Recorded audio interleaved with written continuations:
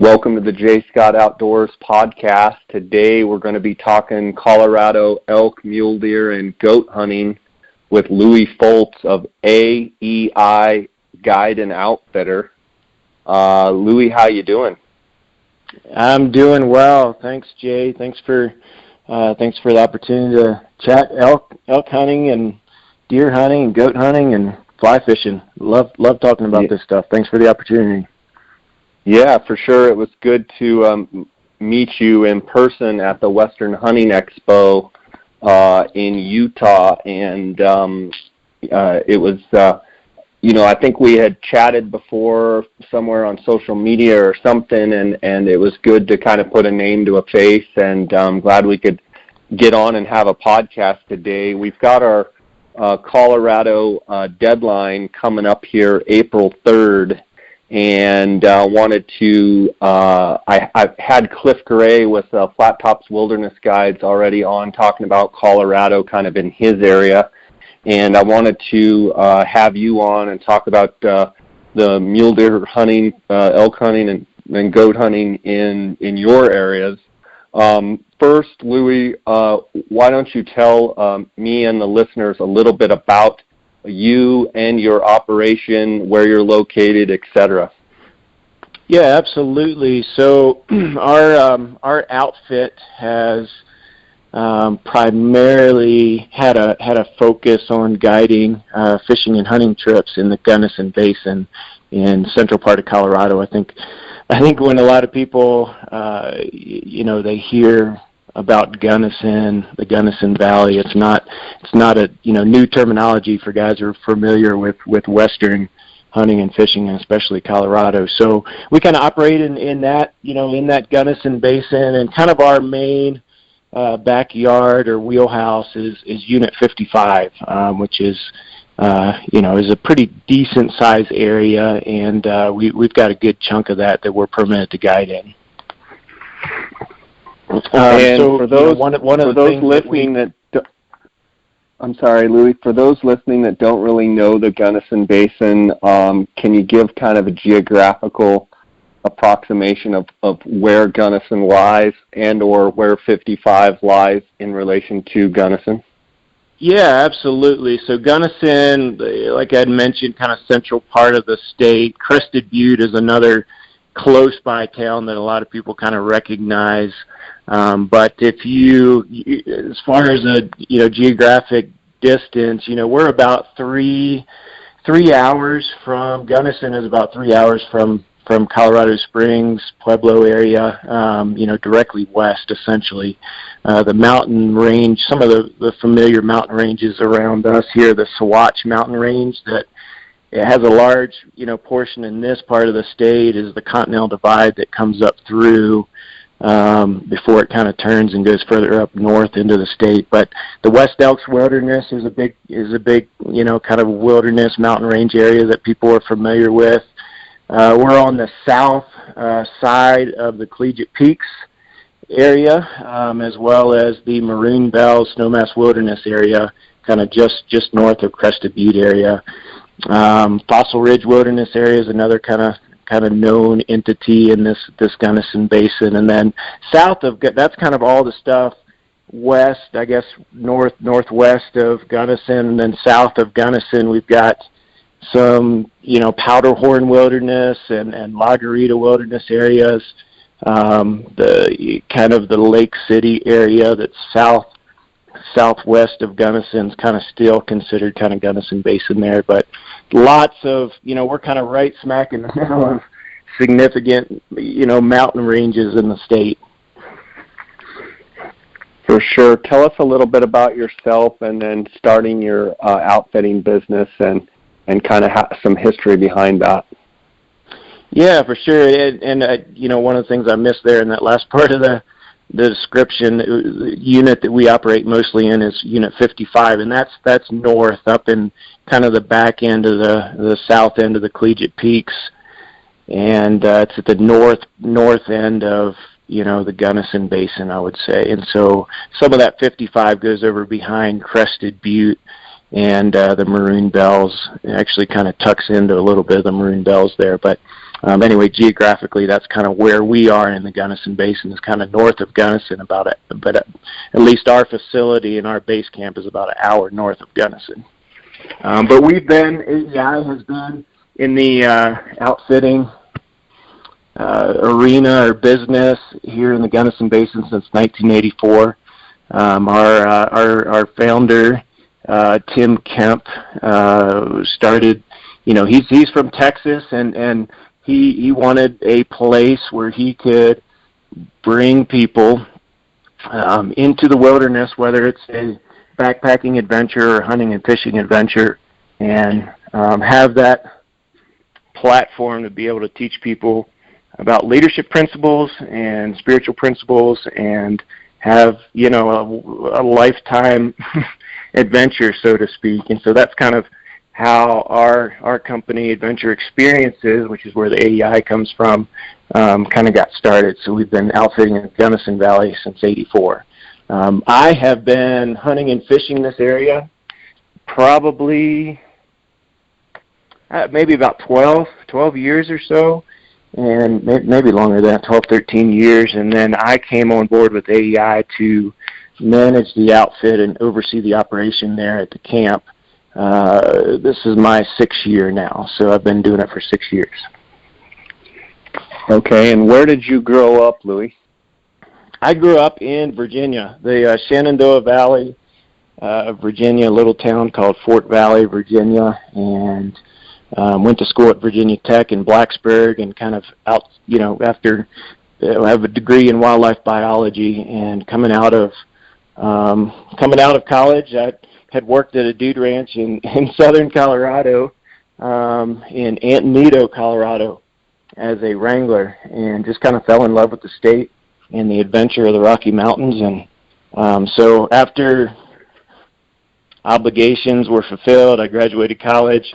I pretty much packed up everything I had in a U-Haul and headed out to Colorado with no job and no place to live. Nice. Before you moved out, were you infatuated, so to speak, with hunting and fishing, or was it the more that you moved out to Colorado, more opportunities presented itself and you just dove right into that, or were you already really into the outdoors? Yeah, it's been kind of a part of my, significant part of my family's heritage, hunting and fishing, and as I can remember, as far back as I can remember, either my dad and his cousins and his brother, his dad going out on hunting trips, and it wasn't too long, to where they were taking my brother and I out on those hunting trips as well. So it's kind of ingrained in my heritage and in my blood and DNA to be passionate about all things outdoors. Hunting and fishing is kind of always been a part of my life, and of course, you're a little bit more limited scope in Virginia is what you can chase around the woods. But so yeah, that's growing up shooting squirrels, and my mom making squirrel pot pie, and if you kind of the motto was if you kill it, then you got to eat it, and so that's kind of has kind of evolved obviously now to my family and kind of our that's pretty much all we have is we kind of live off of the meat that I harvest throughout the year. So but yeah, so it's not a new thing. I think it was for sure once I moved to Colorado, because there's so many more opportunities to hunt different species and to fish world-class trout fisheries and waters, that it's only amplified once I moved to Colorado, but it certainly wasn't anything that was new to me before coming out here. Good stuff. Why don't you take a second to break down the Colorado draw and application process? I know we've got a deadline coming up here April 3rd, and for those that haven't caught prior podcasts, how someone would go about applying and drawing a tag in Colorado, and kind of a general overview, and then, as it relates to your units and such, or any special things that you would normally have conversations with people that would call you, kind of walk through that whole process? Yeah, sure. And one of the the most talked about questions, at least this year, is related to the new licensing systems that that Parks and Wildlife has put out there, and so it's it's new and fresh for everybody, including all the guys, outfits that are kind of directing people. One thing that I know is a little bit confusing initially for guys who have either been putting in for points or just going to be applying for a tag this year to hunt in Colorado, is that you have to first look up your old account or create a new account for this new licensing system, and basically what you need to make that happen, and this specifically I'm talking about guys who have done something in Colorado, whether it's apply for points or hunted in Colorado. You have to look up your old account before you can do a new application online. So in order to do that, you need your CID, or the Colorado Identification Number, to be able to create that account. So that's kind of starting point one is either creating an account or looking up your old account, and they'll kind of implement all your old information into that new account that you create. So that's kind of the step one as it relates to an application in Colorado, and this is kind of a new system this year. That's usually a first question you get, because it does look pretty different than the last system. What I've found in working with guys so far this year is that it's an easier system to navigate than the old system, which obviously was probably the whole reasoning behind them creating a new system. So that's kind of step one. And kind of a new thing I'll mention in Colorado this year. Previously, with every tag and even preference point that you applied for, you had to front the cost of that license when you applied for it, or preference point. They had a reduced cost for preference points, but you still had to front a considerable amount of money to do that.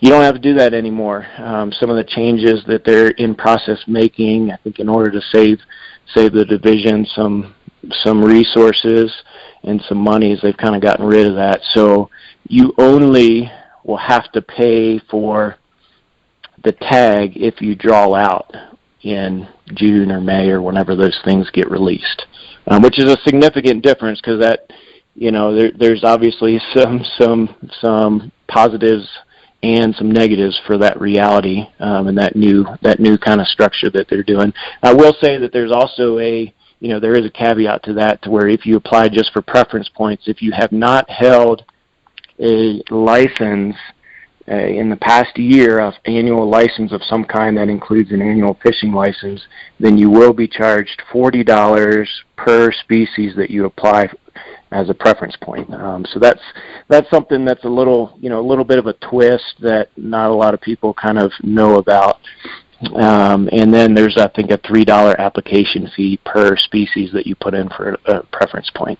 So that's kind of a big thing, and kind of the discussion or dialogue revolves around, are we looking at significant point creep in Colorado now as a result of that? Because there's a significant amount of people that are going to be applying for preference points that have never applied before, because that stipulation of fronting the cost has now been eliminated. And so, the obvious benefit is that the guys who couldn't maybe afford to apply for points in Colorado now are able to, and even especially for some of those bigger species like goat, sheep, et cetera. So that's a big difference this year for Colorado, and we'll kind of see how that plays out. But that's something very noteworthy as it relates to the new system here. And in general, Colorado has limited draw areas for elk, meaning they have over-the-counter and limited draw areas, and then pretty much all of deer is limited draw, and there's not many over-the-counter opportunities for deer. talk about, and maybe it precedes you as far as when the state went to limited draw elk, from pretty much all over the counter elk. Talk a little bit about your perspective, the pros and cons of limited draw. Yeah, it's a conversation that is pretty near and semi-fresh in the Gunnison Basin, because the Gunnison Basin and some of the units that would be included in the Gunnison Basin would be 55, 54. It may be that some 53 stuff, 551 for sure, and then there's 66 and 67 who those units south of Gunnison have been limited, I think, a little bit longer than the northern part of the Gunnison Basin. But these areas, 55, 54, 551 for sure. That was an unlimited archery unit. Gosh, it's been probably 10 years, I think, since they made that change. But that's always kind of been a big debate as, limiting opportunity, is that going to hurt the, and the conversation, I think, revolves around opportunity, specifically for residents of Colorado that live close by, that have always, had the freedom to jump from unit to unit around here in an unlimited situation. Now you have to apply specifically for that area. I think one of the unique things about our, these units down here, specifically our Unit 55, is that related to archery hunting. Rifle hunting is kind of a different conversation, because it's a first season for Unit 55. It really kind of takes one preference point as a non-resident to draw that tag, and second and third seasons in 55 are unlimited licenses, so you can get a bull tag over the counter. But archery specifically, I think it's kind of a good balance. I've seen it to be a good balance, because they set a limitation on how many guys can hunt in the area, but at the same time, Johnny Joe Hunter can't go into Walmart the day before the season, pick up a license, and come out here and hunt. So they have a pretty decent amount of tags that they allocate for archery hunters, to where you can draw the tag every year if you apply first choice. But you don't have the concern of everybody and their brother, without planning, coming out here to hunt elk. And so that I think that creates somewhat of an advantage, in my opinion, to still be able to get a license easy, but there's also some limitations there. And in fact, in our unit, you can actually draw the tag on second choice. You have a 70% chance of drawing the archery tag in 55. Are we talking elk or deer? Choice. We're still on elk. Yep, on elk, and so that's kind of a unique. So talk thing, about guys, the significance of that, Lewie. Talk about the significance of being able to draw it with a pretty good chance on the second choice. What that allows someone to do with their first choice. Yeah, well, I mean, I would be kind of a prime example of the guy that benefits. I have 13 elk preference points right now, I believe, and I've been able to be able to draw the archery tag out here in 55 every year on second choice. So what I'm doing is still accumulate a preference point first choice, and then second choice I also can draw out on this 55 archery tag, which is limited. It's an easier tag to acquire. Like I said, first, if you apply for our tag first choice, 100% you're going to draw the tag, and that's pretty consistent with those 54, 55, 551 tags in the Gunnison Basin. 66 and 67, which are south of us, they take a little bit more to get that. You don't have that that scenario down there in those southern units of the Gunnison Basin. But anyway, so that's that can be a really good thing where guys aren't stuck. You have an area, in my opinion, that's better than a lot of the over-the-counter areas. But necessarily, you don't necessarily see the pressure that you do in some of those over-the-counter areas. So you can still, if you're in a situation where you're building points towards a specific area, unit, or hunt, you can still get a decent archery tag and hunt elk, and that's an advantage in my opinion. Lewie, let's talk a little bit about your elk. We can come back to deer and goat and other stuff, but while we're on elk, you're saying, and I'm looking at the Go Hunt Insider odds as well. Unit 55 archery, if you put it in first choice as a non-resident, it's 100% draw. And why? Explain why that is a better opportunity than, say, an over-the-counter unit. Is it just because of the amount of limited licenses? And have you seen, in comparison to over-the-counter units where everyone can go, where even though there's an abundant amount of tags, it still is a limited license? Yeah, and I think that's it, is that, a guy who wants to come out, a guy or gal who wants to come out to the Gunnison Basin to hunt elk in archery season, you've got to plan ahead, and you've got to, you've got to have a game plan, and I think that, what happens with a lot of those over-the-counter units, and I used to hunt Unit 8 in the North Park area, Unit 1828, for a number of years when I first moved out to Colorado. What you saw there is a significant amount of pressure from going, even as far as going deep into the wilderness. You're still running into your guys and outfitters and and everything in between from base camp set up at the end of a road. You're running into significant hunting pressure, and I felt like, especially with the the growing Colorado's arching growth, it's only going to get worse in those over-the-counter areas, in my opinion, and so moving back and looking back at the Gunnison Basin unit, specifically our Unit 55, it's a good balance, because even though the tags are still easier to get, and they've got a pretty decent tag allocation number that makes them easy to get, there is still a cutoff. And like I said before, you can't just go get a tag at your local Walmart the day before the season starts and set up a camp in the Gunnison Basin. You've got to have it already pre-planned and planned out in advance. And that in nature, the way that it revolves around tag allocations and access to tags being limited, it creates less hunting pressure. And I think you kind of see hunters that are a little bit more serious about their hunt, and you don't get as many kind of weekend warrior types, if you will. Yeah, and speaking specifically about your elk hunt in Unit 55 on your website, you've got some pretty cool videos.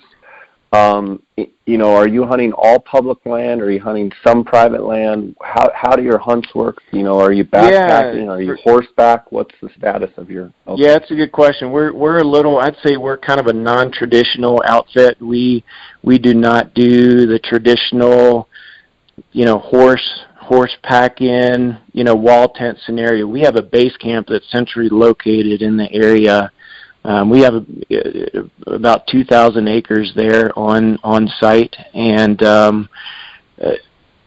several outbuildings and cabins and a dining hall facility. So, we're going out. But all that to say, we kind of offer, 3 options for a hunt. We offer what we call our fully guided hunt, and also a self-guided hunt where food and lodging is with us, and then a semi-guided hunt. And that's where we're utilizing our private property, a couple thousand acres of private property, and we do stand hunts only on those semi-guided hunts. And the unique thing about that, we don't guide on our private property. All of our guiding and all of our self-guided hunts are in Gunnison National Forest and Collegiate Peaks Wilderness area, off property. But the neat thing about that semi-guided hunt, the stand hunt that we offer, it's a great option for guys who just aren't physically capable of, climbing to 12,000 foot in some of these rugged mountain peaks that are around here to chase elk. They, guys that have some physical limitations can still have a chance at killing an elk, to where, they don't have to kill themselves to get where the elk are. So we kind of keep our private land just for those semi-guided hunts and stand hunt only scenarios.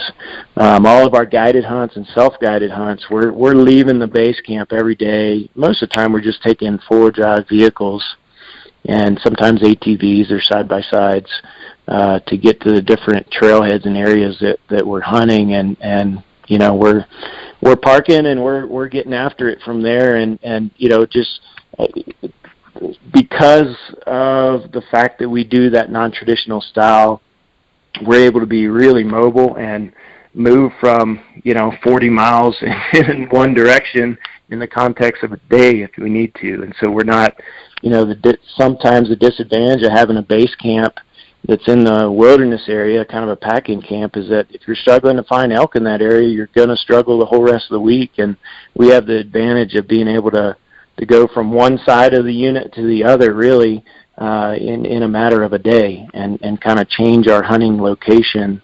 And we found that to be the most effective way to hunt our permanent area. And we have about 370,000 acres that we can hunt, so that's a significant amount of territory, and we couldn't utilize it unless we did it the way that we do it, by staying mobile and always coming back at night to the base camp to have a good hot meal and sleep in a real bed. And kind of it's kind of created our philosophy, our hunting philosophy to, if you eat well and you sleep well, then you're going to hunt well. Yeah, also, you get to get a shower every day.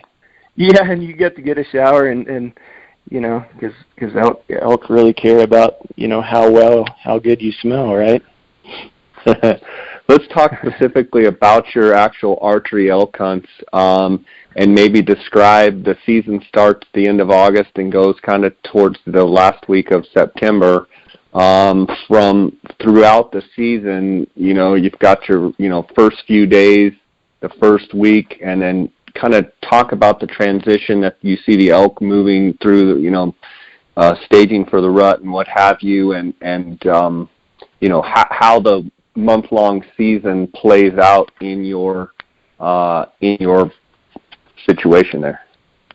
Yeah, that's obviously when guys are calling up inquiring about an elk hunt, that's usually question 101 is, hey, what do you recommend is the best week to hunt elk, right? And that's even for seasoned guys, we still kind of wrestle with that question, I think, because the dynamics of how those rut phase change throughout, from year to year based on the season structure is, it's different. So we, fortunately for us, and I accredit it to being in a higher altitude area. Our base camp is at 10,000 feet.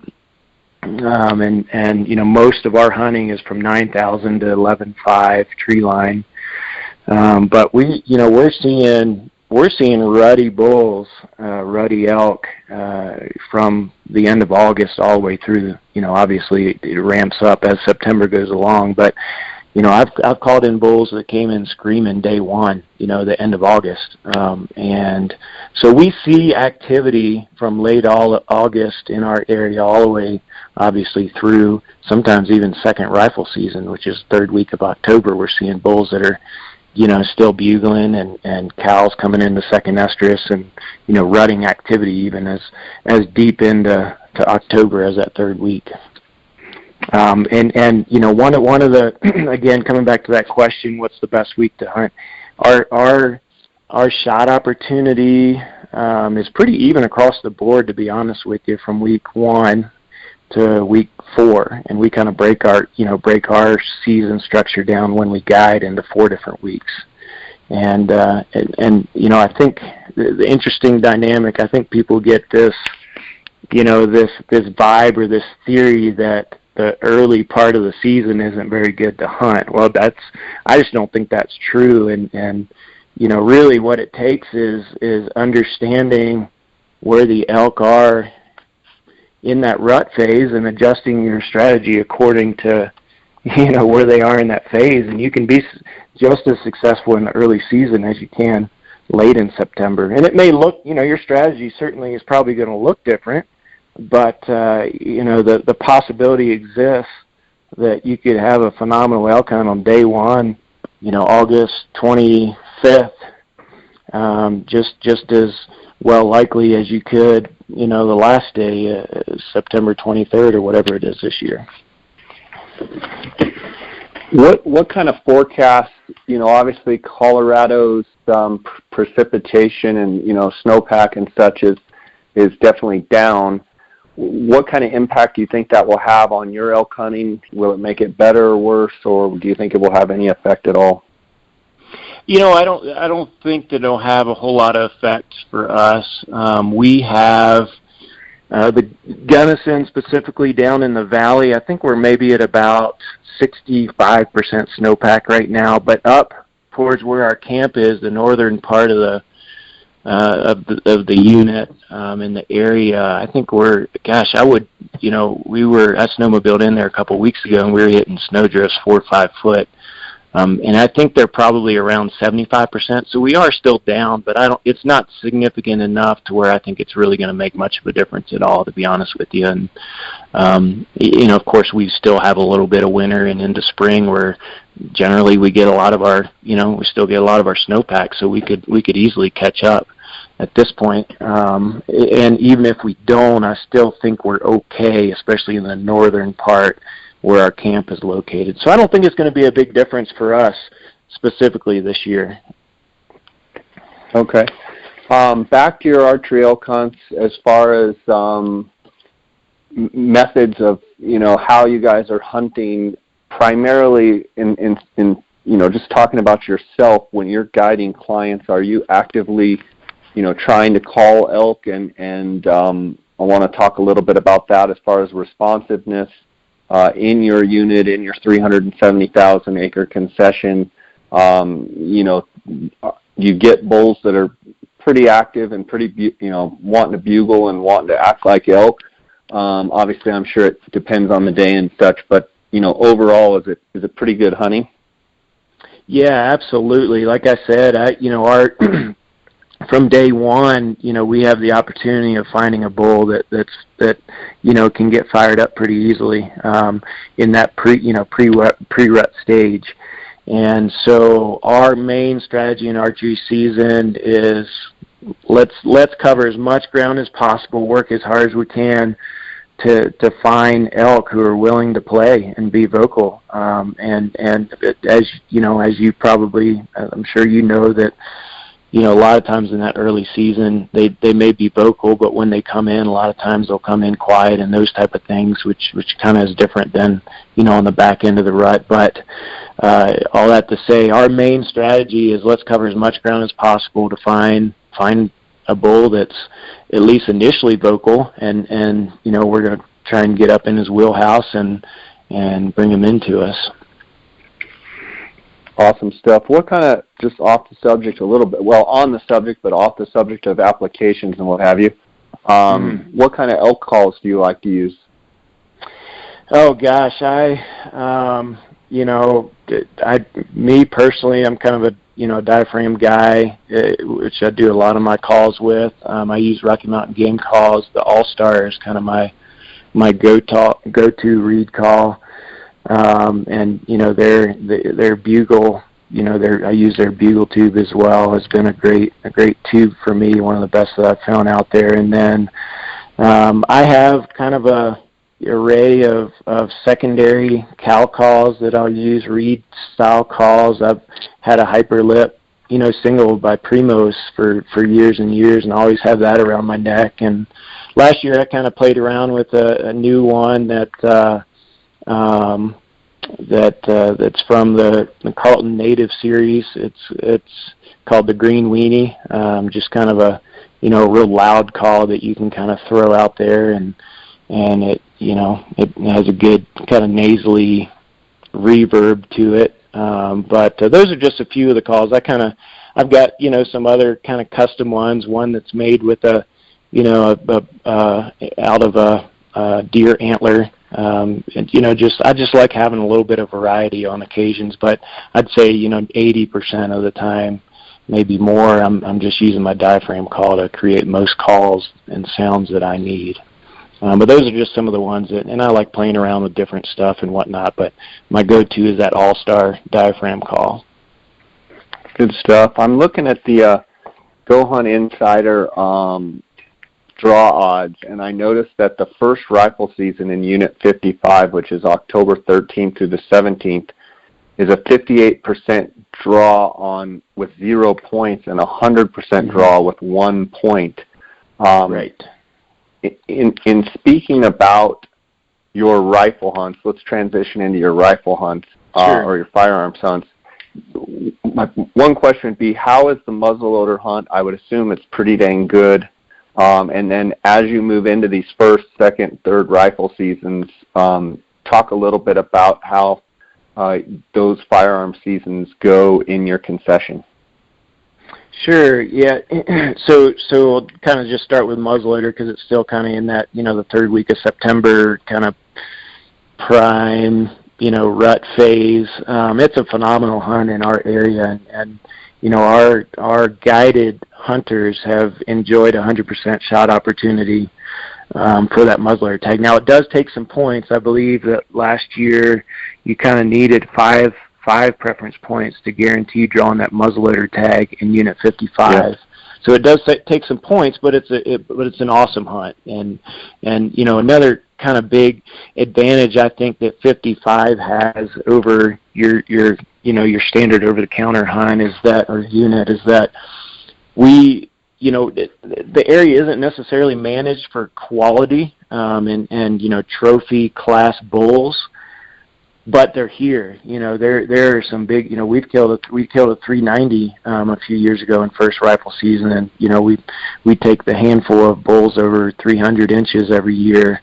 340, 350 type class since I've been here. We've been able to take in Unit 55. So it doesn't mean that those big bulls are around every corner and around every tree, but they are here because this.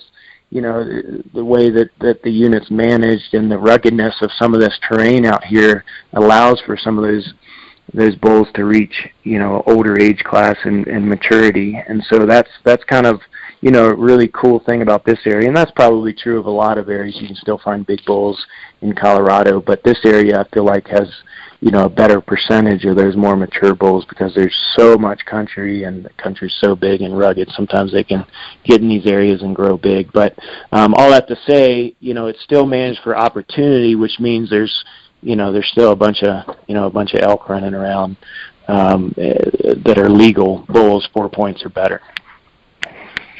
As firearm seasons. Go ahead. Yeah, I was just going to move into move into firearms and you're right on that statistic. What I'm doing is, from an outfit perspective, I'm having our guys that want to hunt with us in first rifle season. I want them to have one preference point before we're putting them in the application to hunt that year, because we know that 1 point equals 100% success in draw. 0 point, like you said, I think you said 58%. And so we want to make sure guys that are coming to hunt with us, we know they're getting tagged. And so we're kind of, in a process of being a year and a half out in how we're booking those hunts for the first rifle season. And then of course the second rifle season is an over-the-counter tag. And so it's easy to pull a tag for that. Talk a little bit about your elk in 55 as far as you move into the firearm season, certainly when you get into the third and fourth season, with the terrain that you have and vegetation. I've seen it at times where sometimes those third and fourth seasons, although they've been just getting pounded, as you move into, say, that fourth season, you can get weather, you can get snow. They're forced to be out feeding. They want to be up on their feet. Do you see a change in the quality of hunt maybe, as it progresses, or is it the opposite where you see them very, very skittish and, few and far between? I've seen it kind of, if you have the right weather, that fourth season can actually be really, really good hunt. Yeah, and there's generalizations there that probably exist in a lot of the areas. We actually because of our altitude and our environment, we're in the top end of that migration route for the Gunnison herd, elk specifically, and we only hunt through the second rifle season because of that reality that elk are, regardless of how much weather is thrown at us in that 10,000 feet base camp that we have up there, they're still, time is telling them it's time to move, and so a lot of times after that second rifle season, depending on what the snow conditions are like and what weather's thrown at us, they could completely push all the elk out of that northern part of the area, as they're making their transition down into the Gunnison Basin for wintering. And so anyway, that's one reason why we only hunt through that second rifle season in our area, is because of that reality. But I do know the basin in general, a lot of guys, I heard 55 guys who either hunted on their own or with some of the other outfits in 55. They did really well in the third season, just based on kind of how weather, timing of the season played out last year. I heard that it was a really, really solid third season, and then fourth season is a little bit more limited season where they don't give out nearly as many tags as second and third season, and so that's usually the big kind of hit or miss season, I think, is that fourth rifle season out here, because you have no idea if those elk are going to get stuck in transition based on limited snow or bad weather, and then they're just they've been pressured for all those weeks leading up to that point, so it could be really hard, or if they do get pushed down, that's when I think that fourth season can be pretty good.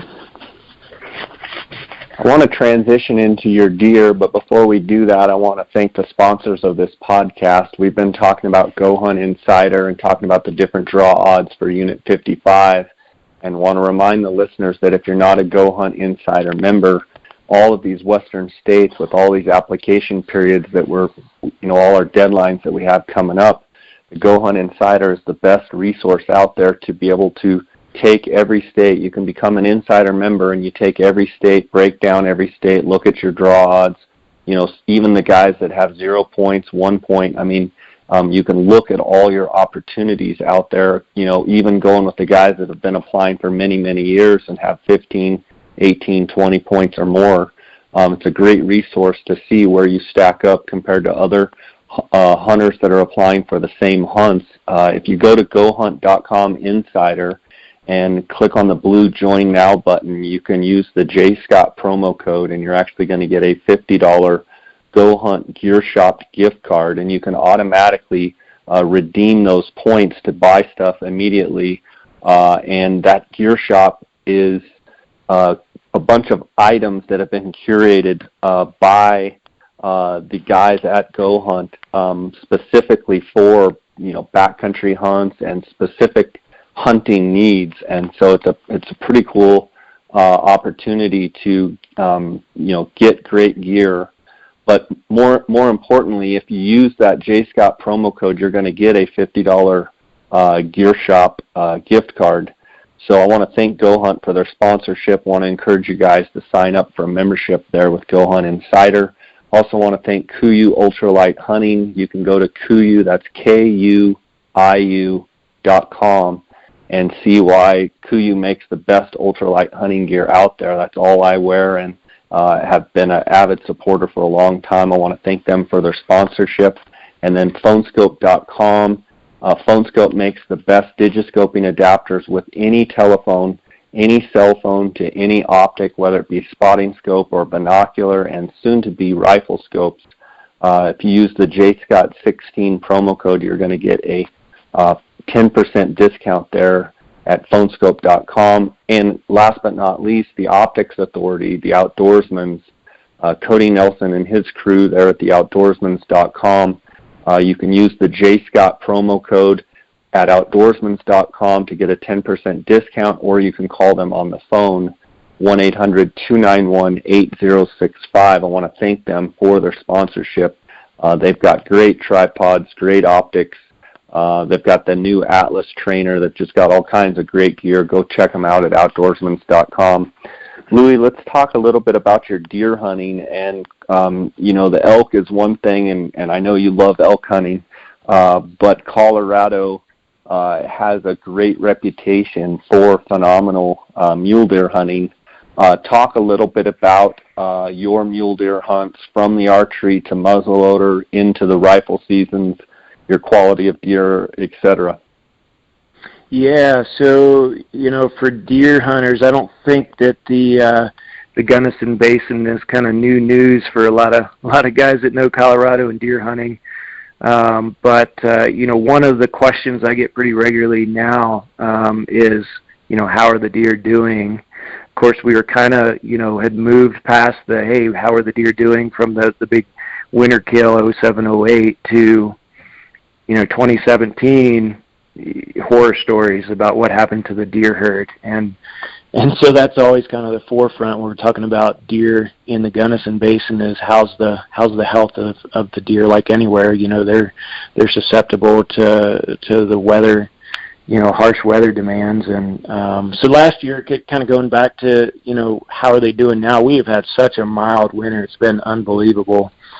And the deer haven't even had to move down into some of the lower wintering, traditional wintering ground because it's been so mild. And we've had minimal amount of snow, especially down in, like I said, the Gunnison Basin. I think we're only in the 65% snowpack range, and I would even say, it's probably lower than that in some of the traditional deer and elk wintering grounds for our Gunnison Valley here. So they've really had a chance, and I've been driving almost every day or every couple days to look and check out the deer, and they look great. Last year's fawns look great, the ones that did make it through, and those bucks, we're seeing them all look in really good health this year. So they really needed this mild winter to kind of get back on the rebound a little bit.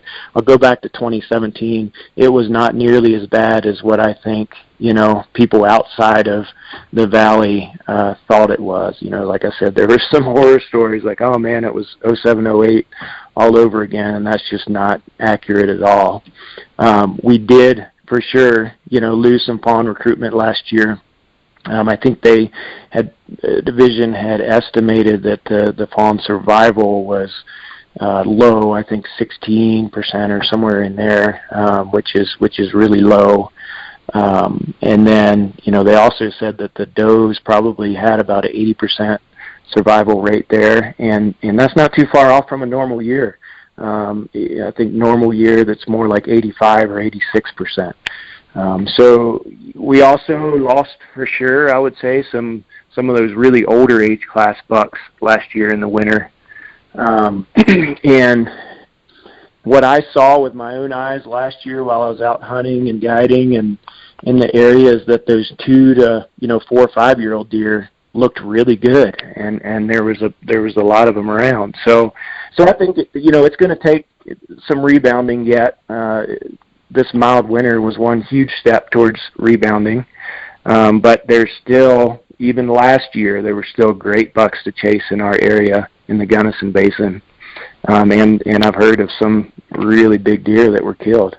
So anyway, the horror stories that you heard about last year weren't completely accurate. Yes, it was a hard winter for them.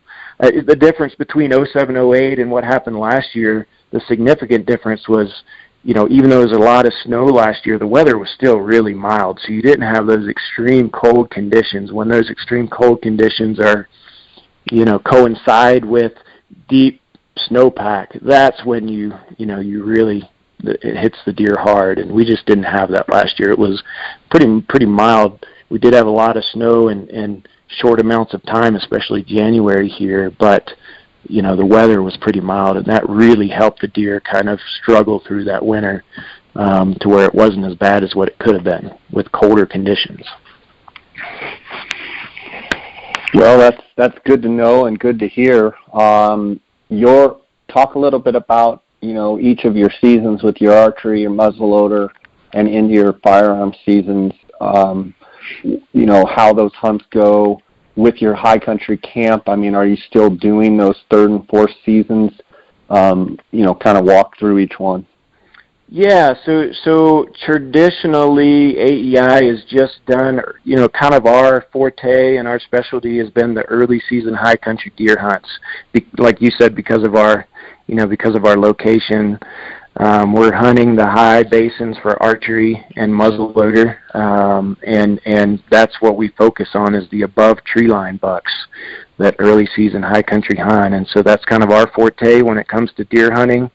There's the possibility that we're going to be doing some rifle, later rifle seasons in the future, but right now kind of our focus is kind of the early season high country, spot and stalk style, and we're blessed with some phenomenal genetics in the Gunnison Basin and phenomenal habitat to make those bucks grow big and to be really healthy. And so, it's the other nice thing about our area is the access is pretty good. And so there's a lot of these basins that you're not having to walk or hike in miles and miles and miles to get to find some of these bigger deer. And of course, it helps to know the area well enough to know where to focus your time and efforts in which basins, for sure. But again, the kind of the advantage of being able to be mobile for this area, even for deer hunting,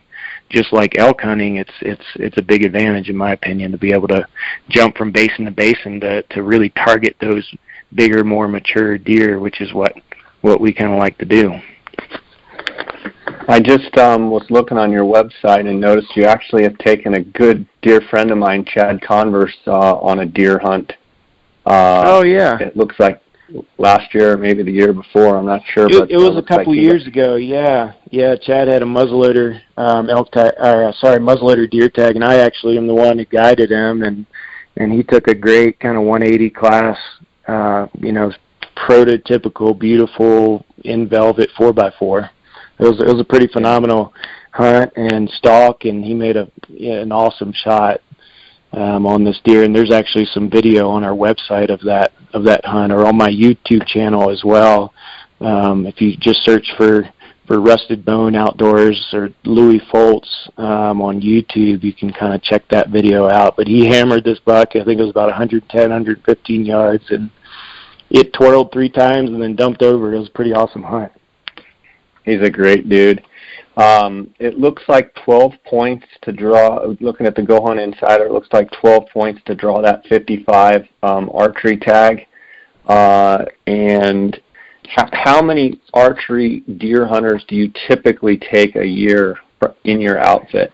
Yeah, so I'll start this part of the conversation by saying last year is not the statistical. It was an anomaly. It was an outlier, if you will, because the Division of Wildlife, with the winter and the unknown of what impact it had on the deer, they dropped our numbers by literally 75-80% last year from tag allocation. So the numbers that are probably showing up from last year are not numbers that we want to bank on, because my understanding is they'll probably add some more tags back into the allocation. This is the week they're actually deciding those numbers, and so they'll add some tags back, which will pull those preference points needed to draw a tag down. Before last year, the archery hunt was taking 6 points to guarantee the tag. I think for non-residents it was 5 or 6 points, but so it jumped to 12. That's not a normal thing for us. That's kind of as a result of that winter and the division of pulling the tags back almost 80%. Okay, good to know. Yeah. So, but what I don't know, the unknown is where's it gonna play out? How's it gonna play out this year? That I don't know, because they haven't given us the allocation numbers yet. And so you can normally, how many archery hunters do you take? Normally, we'll only take, I don't like to take more than 3, maybe 4 at the most. And of course, there's not that many tags out. A normal year, and I don't think they may not ever go back to the numbers they had, 2016, 15, tag allocations, and that's debatable whether or not they should. But I think it's going to fall somewhere between where it was last year, tag allocation, which they only allocated 15 archery tags for the whole unit last year, which is why you see that, that reflection of how many points it took to draw those tags. But I think it's probably going to fall somewhere between where they were and where they are this year in the next couple years. So maybe 25, 30 tags would be a good place for them probably to land in the next couple years, which would then bring the amount of preference points it takes to draw that archery tag for deer, down. Maybe it's somewhere in that 6 to 8 point range. I'm not sure how that's going to play out. Again, we'll see this year, but we, as an outfit, we kind of like to keep our opportunity high, and so we'll, I don't like to have more than 2 guys per week in camp, and that 2 guys gives us plenty of free rein and lots of basins to kind of go find a good deer to get after. And what I'm telling a lot of our guys and for our areas that we're going to be targeting, a reasonable expectation is, probably those 170 class bucks we're passing over and looking for something bigger. Unless somebody really just, likes a deer in that class they want to go after. We're kind of averaging 180-inch deer on our, for our successful hunters. But there's always a potential on 55 to find that 200+ inch class deer. Yeah, for sure. Let's see. Transition into the rifle hunts. Because of your high country camp, you typically were not taking 3rd and 4th season hunters. Is that on a year like last year where it was a mild fall, but then you had a fairly harsh winter? Is sometimes you wish that you could actually, I would think some of those deer actually probably stayed high last fall. Sometimes you probably wish that you did hunt some of those 3rd and 4th, but I'm sure it's a crapshoot. One year you might have weather and you have a hunter booked and there's not a deer in your consent. Like, there's no deer, right? So that's the challenge you face. Yeah, absolutely. And like I said, there's some possibilities and, of us doing some later rifle season stuff in the future, but we kind of are focusing in the high country, the high country and early season stuff. We see a lot of our deer leave town in the northern part of the unit. They're heading out of town, sometimes the 3rd week of September into the 4th week of September. So, wait until that 2nd rifle season, which in Colorado, for those that don't know, there's no first season allocated rifle deer tags. The rifle deer hunts in Colorado start in the 2nd season. So that's a big gap between, deer. Rarely do we see deer hanging out in 2nd rifle season, at least in the main, northern part of the area that we hunt in. We'll see them sometimes lower, which is kind of in their transition habitat when they're moving through to their lowering ground. But it's just not, trying to hunt timber bucks is just not a great strategy no matter where you're hunting mule deer. It's tough to find them in that timber, and until they pop out into their, aspen transition, sage type country, it's tough to find them in that transition. So 3rd and 4th season, though, generally, in the BLM here in Gunnison, and then some of that lower national forest stuff is transitionary. You're always going to have an opportunity to have a great hunt and potential of finding a true giant. That's just kind of the nature of the Gunnison deer out here. Not just 55, but 54, 551, 66, 67. All those units hold similar genetics and habitat to grow big trophy quality bucks. Let's talk about mountain goats, one of your passions. Yeah, gosh, we have a really great area here. G13, G2, and G3 we can guide in as well, but G13 is literally our back door. We look out the back of the camp. We're looking at the Collegiate Peaks Range and G13 area, and we can glass for goats literally out of our back door. there at the camp. And so, it's I'd say in Colorado, I think, if you look at the statistics, it's one of the easier tags you could probably draw in Colorado. And we have 2 seasons. We have a first rifle season and a second rifle season. And the population of goats in that Collegiate Peaks range is probably as big as anywhere in the state.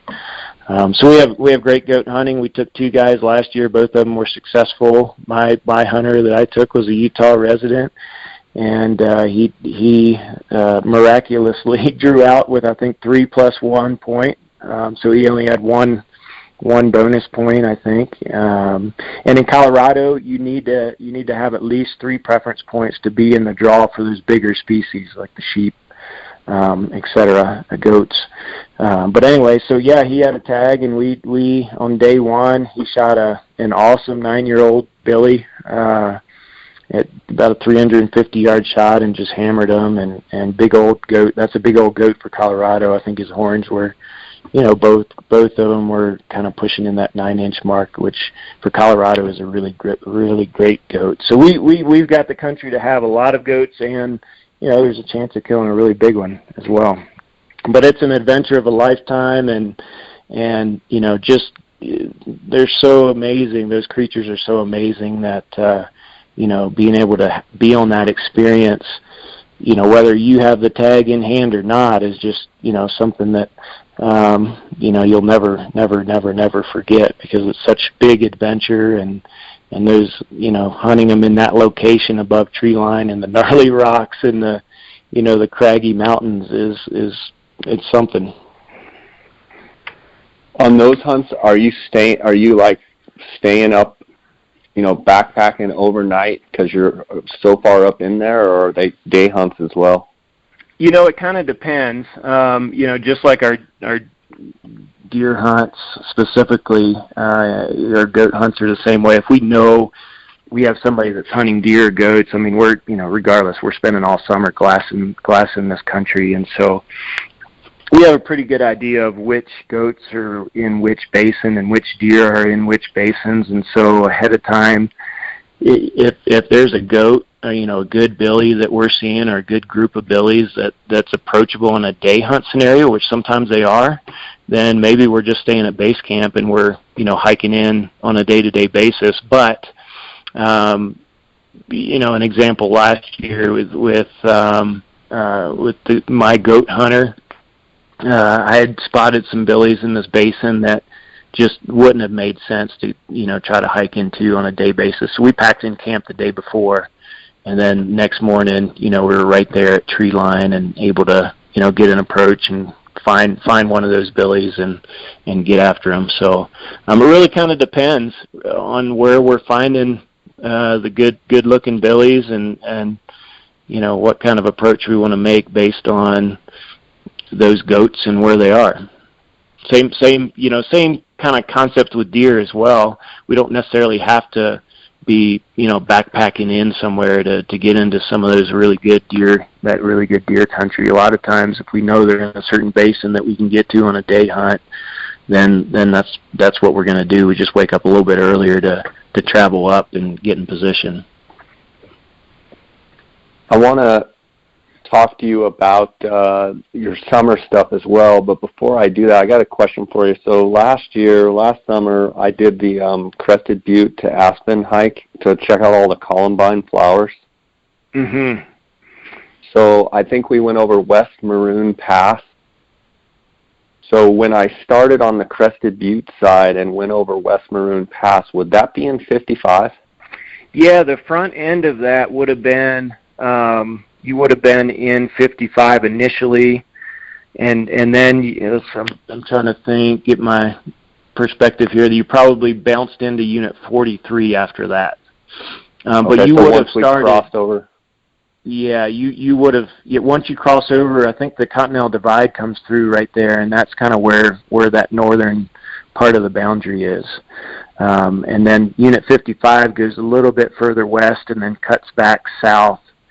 Down, kind of south of Crested Butte. There's a little section on the other side of the Highway 135 that goes through there. But yeah, you would have started in 55 in that country, and then you bounced over into probably 43 or 471, 47, 471's in there somewhere too. But anyway, probably 43 would be my guess is where you went into. The Columbines were amazing. I mean, they were bouquets of. It was just amazing. I mean, it was. I took pictures, and it's like I look back at my pictures, and you can't even explain it. The Columbine is such a cool flower, and I know it sounds a little weird that I'm talking about flowers, but they're just amazing. Would you agree in that high country, those Columbines are just, I mean, it is something if you haven't done it. It's spectacular. Not just the Columbine. I mean, you get just and that's why I think the deer should do so well in these high basins in here, is because they literally have a salad bar of flowers that they can eat on all day, all summer long. And you go through starting in early part of the season,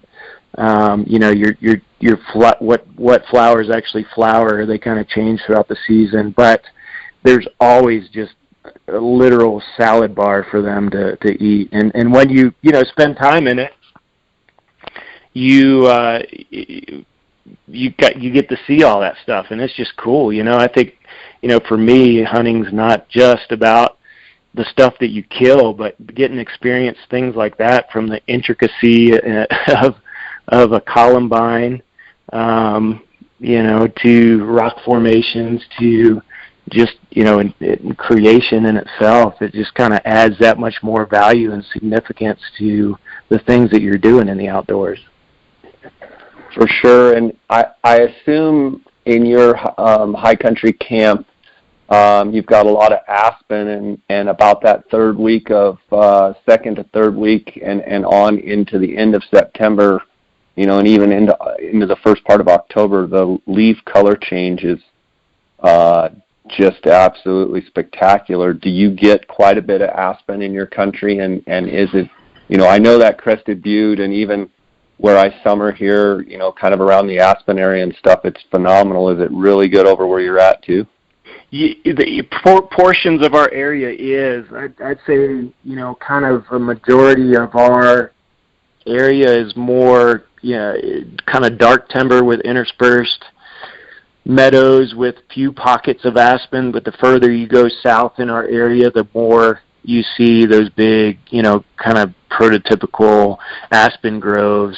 And then, of course, the closer you get to Crested Butte on the west side of Unit 55, you see more and more big aspen stands. And in the fall, it's just, it's spectacular, as you know. And, I just fortunate enough to moved to Gunnison. My wife and I and family moved to Gunnison full-time last year, and so we were able to, the break between archery season and rifle season, just drive some of the roads around here, and especially at Kebler Pass. Oh my goodness, it's literally probably the most gorgeous drive that I've ever been on in the fall. And that that early October is like prime time when you just see the valley explode with gold, and just brilliant gold and orange and reds, and it's pretty awesome. And having that so close, and you start to see those aspens transition and change mid-September in our area. So while you're out in the field elk hunting and whatnot, it can be pretty spectacular as well. Yeah, one thing I didn't ask about was bear. Do you guys offer bear hunting? And I assume, like most of Colorado, Colorado's just getting infested with bears. It's our area, for whatever reason, we just don't have a lot of bears. Well, we'll see them on occasion, but to focus on a bear hunt for us just wouldn't, I don't think it would really be that fruitful, to be honest with you. Now, further south in 55, and then, of course, over in the West Elks area, 54, over towards Paonia, a little further west of us, the Gunnison Valley, there's a lot of bears. And then, like I said, southern part of 55, you can see a pretty decent amount of bears. But in the northern section that we're in, we just don't see a whole lot. Maybe, me who guides a handful of weeks during the season, also spend some time with a bow in my own hand. If I see 2 bears, the context of those 6 weeks, that's, that's pretty darn good for me. So focusing on them just wouldn't be a great strategy in the northern part of the area that we are. Okay. Let's talk about your summer. You also guide fishermen in the summer, and then you've also got some youth camps that I want to ask you about. So talk a little bit about absolutely. that side of your operation. For sure. We've got some amazing fly fishing country here in the Gunnison Valley, and our literally our backyard or our front yard is the Taylor River. And the Taylor River comes out from Taylor Park, which is where our camp is located, and it comes down and it meets with the East River that comes out of Crested Butte to form the Gunnison River, and all those fisheries are just phenomenal. And we do a lot of walkway trips. We've got some on-property stuff too, where we take in a lot of people to just teach them how to fly fish. We have some trout ponds on site and a small trout stream that's loaded with brookies and browns and rainbows, and then Taylor River is literally our front door at our driveway, and so we do a lot of trips on the Taylor, and then we float the Gunnison as well. So from Almont down, we can do guided float trips on the upper Gunnison stretch, as well as, and I know we connected about this at the show in Utah, the Lake Fork of the Gunnison. We can do some trips out there as well, and that's a pretty underrated fishery in my opinion. Yeah, beautiful place for sure. Tell me about these youth camps you're doing. Yeah, so we something new we're starting this year that is super excited about. As a lot of people recognize, I think, we need to figure out as a community of hunters and fishers, we need to figure out a better way to involve the youth in outdoor pursuits and adventure. And so one of the things that we're doing this year is starting we call it a hunting and fishing skills camp at our base camp there. And so we're going to spend a week just, learning fundamentals of fly fishing, and we're going to do archery and do a 3D shoot and teach you some archery skills. We're doing a backpacking trip, and we're going to take the kids up into the backcountry and take some spotting scopes and binoculars and teach you how to pick apart terrain and look for big game animals. And we're going to on that backpacking trip, we're going to teach you basic fundamentals of wilderness travel, including navigation, orienteering techniques, and maybe spend some time fly fishing in a high alpine lake. But this camp is specifically designed for teenagers, so 13 to 18-year-olds, boys or girls. And I think it's going to be a pretty awesome week. And I'm hoping to, do one or two of these camps every summer to really help introduce people to just the sport of hunting and fishing, and teach them skills that they may not be able to learn in any other environment. That's awesome. How do they sign up for that, or what do they need to do?